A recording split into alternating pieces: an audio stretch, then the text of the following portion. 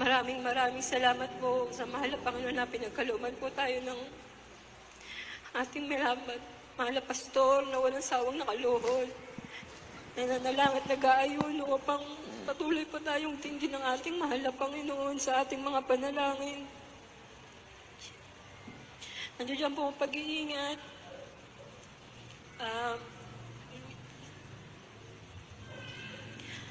Una pong nasave dito ang aking mga beloved parents. Ang aking beloved mother po, gumaling po sa ovarian cancer po. Ako man din po ay sa edad na 6 years old, nagkaroon po ako ng hepatitis B. Sa murang edad ko po na yan, talaga pong maliit ang aking pangangatawan at naninilaw po ako. Talagang awang-awa po ang mama ko sa kalagayan na yan. Kaya po, sa dako po ng Sabarte, pinalihans po ako ng aking beloved mother, sa ating beloved pastor, at wala pa man po ako sa edad na 7 years old para mabautismuhan. Talaga pong nagpumilit ang mama ko, nakiusap na mabautismuhan ako dahil nanampalataya po siya, nagagaling ako. Pinagkaloob po ng ating mahal na Panginoon ng kagalingan sa aking sakit na yan.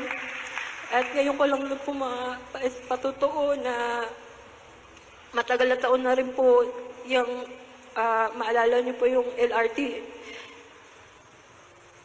bombing po na yan.